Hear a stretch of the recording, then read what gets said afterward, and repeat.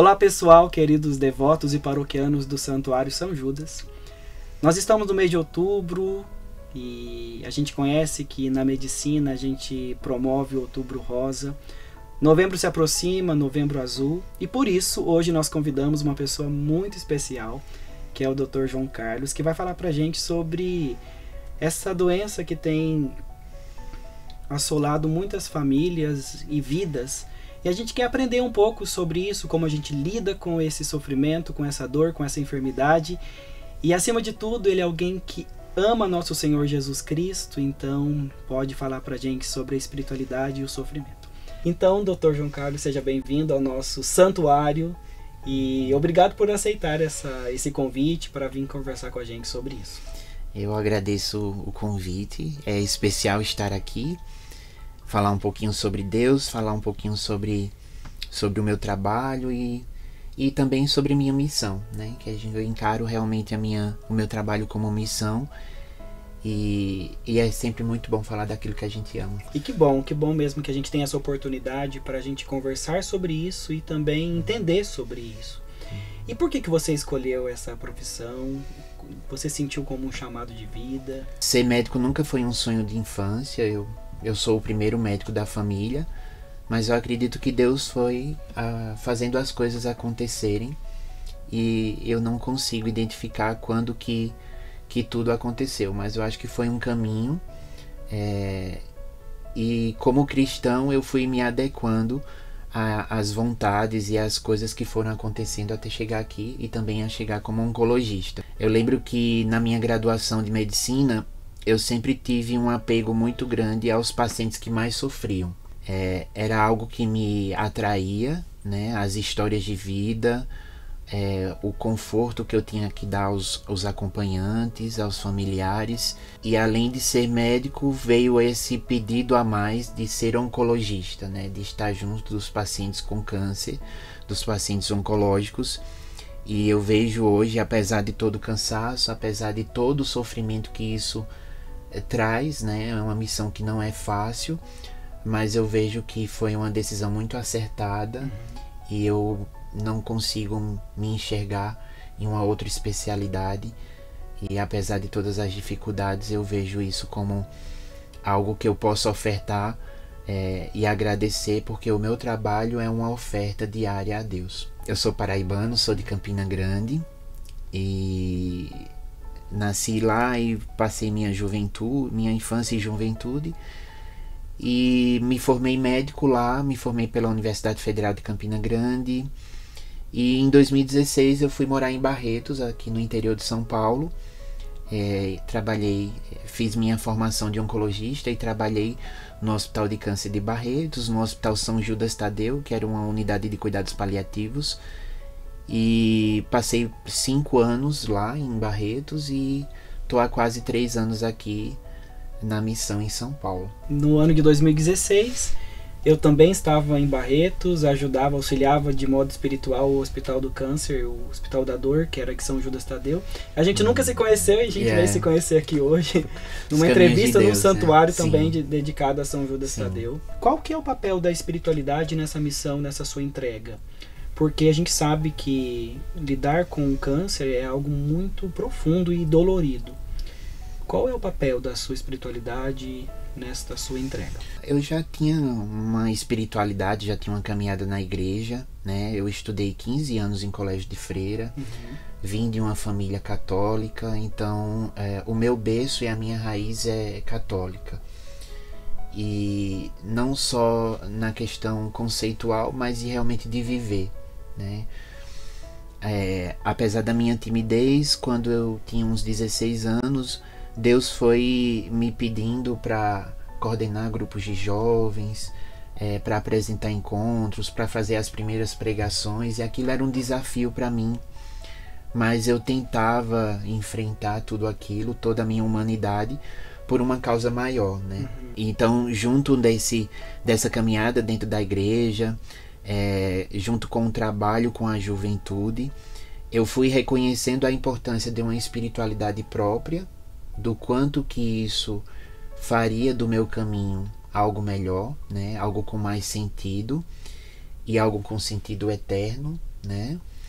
E aí, também trazendo isso para minha profissão, eu vi, principalmente na minha espiritualidade junto aos pacientes oncológicos, o quanto que trabalhar a espiritualidade desses pacientes poderia ser favorável para o processo de cura, quando não houvesse cura, para o processo de aceitação, para o processo de ressignificação, e também nos fins de fato, quando esse processo envolvia o processo de morte. Inicialmente eu tinha um trabalho com a juventude, em que eu tentava fazer com que os jovens conhecessem um Deus que eu vivia e passasse o resto da vida com aquele Deus.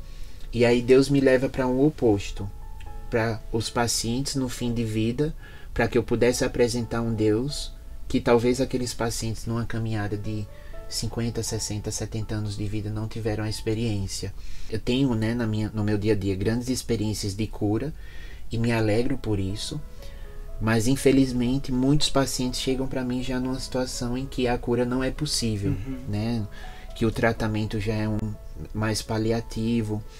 E trabalhar com esses pacientes, aqueles pacientes que eu sempre tive uma atração de estar junto, me realiza, né? De falar sobre Deus, de saber também a abertura que aquele paciente tem que dar, né? Independente da espiritualidade, da religiosidade daquele paciente, eu fazer com que aquele processo de sofrimento, né, possa ser ressignificado.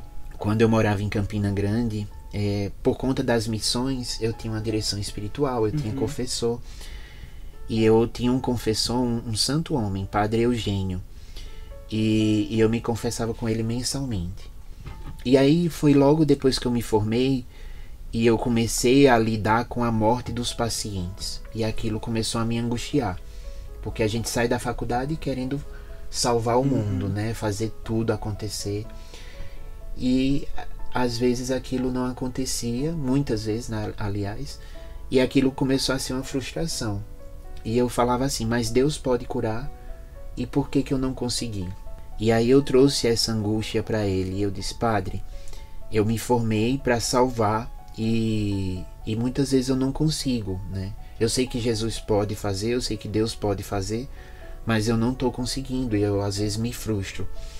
E aí ele, muito sábio, olhou para mim e falou assim, mas meu filho, quem foi que disse que o milagre é só viver? Às vezes o milagre pode acontecer na morte. Talvez morrer com dignidade seja o melhor milagre daquele paciente. E ali foi meio que uma coisa que me marcou e que talvez tenha me levado a decidir mais firmemente pela oncologia. Os professores falavam, você tem um coração muito mole para fazer oncologia, você vai sofrer muito, né? Eu ficava desestimulado com aquilo.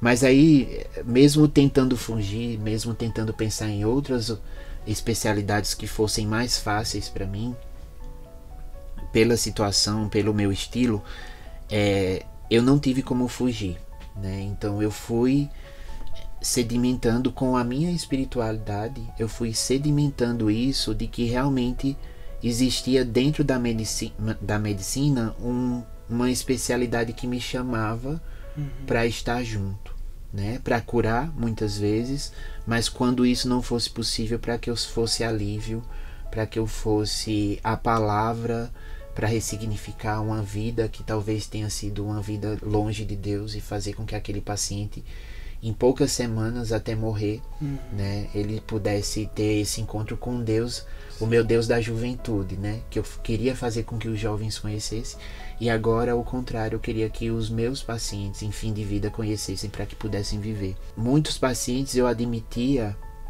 para cuidar e eles morriam em menos de uma semana.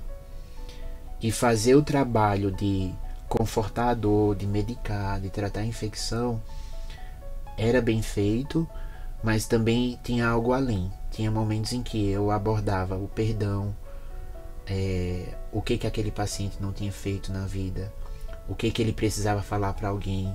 Isso foi me encantando de uma forma, e eu fui entendendo que o milagre às vezes é morrer. Por mais difícil que seja falar isso.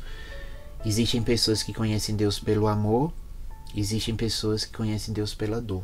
eu tenho experiências e que, por exemplo, experiências que viraram texto, em que eu coloquei justamente porque eu quis que aquela experiência que eu vivi ali naquela enfermaria, aquela experiência de Deus e de conversão que eu vivi ali dentro daquele consultório, não ficasse só para mim, para que outras pessoas pudessem conhecer esse Deus sem precisar passar pelo câncer, né? Aproveitar da história desses pacientes que conheceram Deus pela dor, pelo câncer, para as pessoas que são saudáveis, para as pessoas que nos escutam, para as pessoas que leem os textos, para as pessoas que ainda não têm uma vivência de Deus.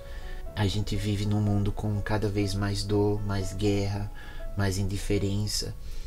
E eu me sinto muito responsável por isso. Não pelos meus pacientes, mas também para passar essa imagem e essa mensagem de que não tenhamos que esperar a nossa dor para que a gente possa mudar de vida, para que a gente possa se aproximar de um Deus que está ali de braços abertos a todo instante. Isso me tornou mais religioso, mais espiritual, mais fiel. A espiritualidade, tanto a nossa, que estamos aqui como missionários no nosso trabalho, e como a dos pacientes e aquelas pessoas que recebem o nosso trabalho, elas são extremamente necessárias, assim, é extremamente necessário para que haja um perdão, um arrependimento, uma confissão, a vivência dos sacramentos. E essas são as coisas que não são prescritas, né? Não são remédios, não são coisas que eu preciso escrever e passar para a enfermagem. São coisas que eu posso viver ali na beira do leito, e eu sou muito grato a Deus por isso. Morrer é nascer para uma outra vida. E a gente precisa entender que não tem como a gente fugir da morte. Mas antes da morte chegar, existe a vida. E o que a gente pode fazer para bem viver, e o que nós podemos também fazer para oferecer vida a quem está aqui e ainda não encontrou, não se conectou com esse dom tão precioso, né? E às vezes a gente tem esse costume de achar que para lidar com essas situações mais limites na vida, né, que é o sofrimento que a gente pode trazer, e o câncer, ele traz a gente, ele nos coloca numa situação limite na vida. E por que precisam lidar com isso? Precisa ter um coração duro? Por que tem que ser um coração mais frio? Não. Penso que corações moles, mas no sentido de corações grandes, generosos, que conseguiram se tornar humanos e oferecer essa humanidade a quem precisa. Eu acho que nós, como cristãos, nós temos realmente como aproveitar essas histórias, né? Assim como os santos são referências para nós de fé, mas eles eram homens e mulheres como nós, né? Mas que se abriram à graça de Deus. E por que não dizer que no meio do nosso caminho eu não tive a oportunidade de conhecer santos que só Deus vai conhecer o nome, que não vão estar nos cânones, mas vão estar escritos de forma muito firme na nossa história, na minha história, e que eu lembro com muito carinho, né? Então eu acho que trabalhar com oncologia e trabalhar como médico é uma consequência só daquilo que eu sonhei para mim. As causas genéticas para o câncer, elas são menos do que 10%. Então a grande maioria, 90% dos tipos de câncer e da forma como eles se apresentam, são situações ao acaso, né? Relacionados a um estilo de vida, a um fator de risco, né? Tem que fazer um teste genético, e nesses casos que são minoria, nós vamos auxiliar para que os outros integrantes da família eles possam ter um tratamento diferenciado, ou seja, fazer exames de rastreio talvez mais cedo, né? Acompanhar de forma mais precoce, de forma mais incisiva, para que a gente possa diminuir um diagnóstico numa situação um pouco mais avançada. As causas genéticas são sim importantes, mas lembrar que elas são minoria. Sobre campanhas, né, outubro e novembro, você acha que elas são importantes? Elas são importantes pela questão de colocar tudo em discussão. É aquela mulher que está em casa e que passa uma propaganda sobre o Outubro Rosa, e ela se lembra, e ela vai lembrar, então este mês é que eu vou fazer a minha mamografia anual. E ali, principalmente, o câncer de mama é o mais comum entre as mulheres, identificar alguma alteração em que a gente possa resolver né? De forma mais fácil, dessa forma. E assim, por exemplo, Novembro Azul. Então não é só colocar uma cor no mês, tem um sentido, né? Um sentido lúdico até, né? E o ser humano precisa disso, ele precisa dessa facilidade de informação, porque o mundo é corrido, é muito trabalho, a rotina é um pouco difícil para que aquele paciente, olha, tá na época de eu fazer o meu rastreio. Então as campanhas são extremamente importantes, mas, por exemplo, elas não são bem utilizadas. Por mais que nós vamos lembrar sobre isso, o número de mamografias, por exemplo, em outubro aumenta, mas ainda não contempla todas as mulheres. Às vezes por uma dificuldade do próprio sistema de saúde, ou às vezes porque as pessoas, mesmo assim, elas não querem fazer. Não querem, né? E existe um receio, principalmente nos homens, né? Porque o exame para o reconhecimento de um câncer na próstata acaba se tornando até uma piada no meio masculino, né? O que você diria assim para essas pessoas? Já existem outros exames ou algo que realmente quebrasse esse receio, esse medo, para que as pessoas, os homens principalmente, pudessem se prevenir? O rastreio de câncer de próstata, ele geralmente ele é muito estigmatizado, né? E realmente, como o senhor falou, virou uma piada, né? E o que muitas vezes dificulta o acesso dos nossos pacientes a um tratamento, ao diagnóstico e a um tratamento. Mas lembrar que o toque retal para o diagnóstico de câncer de próstata, ele é apenas um detalhe num contexto de investigação, né? Existem outras formas, né? A dosagem do próprio PSA no sangue, que é um exame muito simples, né? Em algum momento, dependendo da idade, realmente o toque possa ser necessário, mas é um exame muito rápido, um exame que tem uma importância muito grande, porque o câncer de próstata é o câncer mais comum entre os homens. E é um câncer muito, quando diagnosticado de forma precoce, muito fácil de resolver, digamos assim. Muito acessível, né? Às vezes uma cirurgia, às vezes uma radioterapia, uma hormonioterapia, mas assim, é uma coisa muito fácil de resolver. E eu acredito que existe uma dificuldade realmente do homem ter o interesse de procurar o médico, né? Geralmente é o que gere a família, é o que não tem muito tempo, ou então que se justifica por isso, né? Eu recebo muitos homens, eu trato muitos homens com câncer de próstata, né? E eu vejo que a maioria da história é justamente isso. Ou a gente encontra um câncer já numa situação em que a gente não consegue curar, e que o homem tem dificuldade de encarar aquele tratamento, mas é muito mais difícil aquele homem que diz, eu fui lá, procurei no exame de rotina, geralmente já tem algum sintoma, já está urinando sangue, numa situação um pouquinho mais crítica. Mas eu acho que mais do que comentar sobre o estigma do rastreio do câncer de próstata, é mostrar o quanto aquilo vai ser importante, o quanto vai fazer com que aquele homem viva mais e viva melhor. Há quanto tempo você trabalha com a oncologia? Eu sou médico há 13 anos e eu trabalho com a oncologia já há quase 7 anos. E você disse que já registrou alguns casos em escritos, artigos. Já pensou em escrever um livro? Olha, é um projeto que eu tenho, né? Eu sempre gostei de escrever, né? A minha mãe era revisora ortográfica, então meio que veio de família, desde criança, ali aquelas pequenas redações. E aí, por um hobby e por situações, eu comecei a escrever e colocar isso para o público nas redes sociais.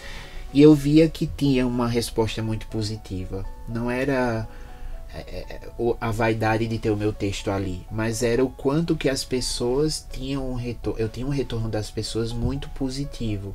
E era justamente aquilo que eu falava. Eu viver aquela situação dentro do consultório e guardar para mim seria muito egoísmo. Então, por que não fazer com que aquela história virasse algo que as pessoas pudessem ter acesso? Um texto, alguma coisa. E ali eu passei a colocar os textos, né? E vez por outra, assim, na correria, eu paro, escrevo alguma coisa, coloco de forma muito sem tantas expectativas, mas eu vejo que o retorno das pessoas é muito positivo. Então eu tenho sim um plano de que em algum momento eu vou reunir essas histórias para que as pessoas possam ter acesso a um livro e que possam também vivenciar essas experiências junto comigo. Eu acho que vai ser bem importante. E como que as pessoas podem te achar? Você sabe de cor seu arroba? Porque a gente pode divulgar para as pessoas. Tá. O meu Instagram é o @JoãoCRMMT. Tá? Lá é a forma mais fácil de me encontrar, de ler alguns textos, de acompanhar um pouquinho. É um perfil bem pessoal, não é nada profissional assim, mas é porque eu acho que as pessoas também têm que entender que o médico é um ser humano comum, com suas assim dores, como padre. com o padre também. Eu tento dividir com as pessoas de que a vida é extremamente importante, é dom de Deus e ela se faz de uma forma muito simples, né? É o Deus que a gente encontra no nosso irmão, no nosso paciente, na pessoa que a gente faz a refeição em casa. Infelizmente hoje as pessoas se distanciam, elas sentam à mesa, mas não tem atenção entre elas, né? Não existe um afeto, não generalizando, mas a gente sabe que existe uma dificuldade. E a vida justamente se faz dessas pequenas coisas, né? De um Deus extraordinário que se faz ordinário ali no nosso dia a dia. Então eu acho que é essa imagem também que eu tento passar nas redes sociais, de que é o ordinário, é o simples e é o que a gente faz no nosso dia a dia que faz com que a gente seja gente. Tenho certeza que isso vai alcançar muitos lares, muitos corações, muitas famílias e vidas que talvez enfrentam o mal da enfermidade, principalmente a do câncer. O que você, pra gente finalizar aqui, diria para alguém que está enfermo ou para as famílias que lidam com essa situação? Eu acredito que todos passam por alguma dificuldade em algum momento, né? Muitas vezes é uma doença, muitas vezes é um desemprego, muitas vezes é uma decepção, mas está na forma como nós vamos utilizar disso para que nós possamos crescer, né? Então eu falo aqui para as pessoas que estão vivendo alguma dificuldade, seja ela uma doença ou não, mas que possam reconhecer que muitas vezes essas oportunidades de sofrimento são grandes oportunidades de a gente conhecer um Deus que por muitas vezes está passando despercebido na nossa vida, né? Que passa ali, que está ali ao nosso lado todos os dias, mas que nós não enxergamos. Muitas vezes o sofrimento nos dá essa sensibilidade de ver o que é pequeno, de ver o que tem sentido, né? E independente de tudo, entender que muitas vezes é pelo amor, muitas vezes é pela dor, mas que nós possamos reconhecer esse Deus que se faz presente, que se faz amigo, que se faz pai, que não é carrasco, que nos abraça, que nos educa, que não nos castiga, ele nos educa, né? Então eu peço para que todas as pessoas possam ter essa visão da vida, de que o sofrimento muitas vezes é necessário, que parece loucura a gente falar morrer é um milagre, mas nós às vezes não estamos preparados para entender o tamanho desse mistério, né, que Deus coloca na nossa vida. Obrigado mesmo, porque sei que na sua correria você tirou um tempo pra gente estar aqui e falar de um assunto tão importante, tão dolorido, sim, mas que a gente precisa falar pra gente se cuidar, para que a gente viva e receba esse dom tão precioso que Deus nos deu, que é a vida. Sim. E quando escrever seu livro, pode vir lançar aqui. Com certeza. Que Deus te abençoe muito. Obrigado. E o santuário está de portas abertas para te receber, para a gente conversar sempre mais sobre aquilo que é a nossa missão de vida, sobre aquilo que a gente sabe que é um chamado. Onde tiver uma capela e onde tiver um santuário, eu sei que eu vou estar em casa. Olha, eu fico feliz por isso. Que Deus te abençoe. A você que nos acompanhou até aqui, muito obrigado. Ajude a gente a compartilhar esse conteúdo, essa entrevista. Então, curta esta entrevista, compartilhe com os seus familiares, amigos, talvez alguém que está passando por uma situação de sofrimento, que essa conversa repleta de Deus atinja a quem precisa. E obrigado por nos ajudar também a tornar esse santuário, essa casa de devoção, um lugar que promove a vida e promove o próprio Cristo, a fim de que o amor alcance os lugares onde precisam ser alcançados. Que Deus te abençoe, que você tenha sempre a presença e a bênção de Deus envolvida na sua vida. E você que talvez enfrenta uma situação de enfermidade, que a presença misericordiosa e bondosa de Deus, que a graça de nosso Senhor Jesus Cristo te alcance, para te confortar neste momento, para te auxiliar no momento de dor, mas acima de tudo, para que você consiga enxergar aquilo que é de Deus, que é o amor. Fique com Deus, até uma próxima e que Deus te abençoe.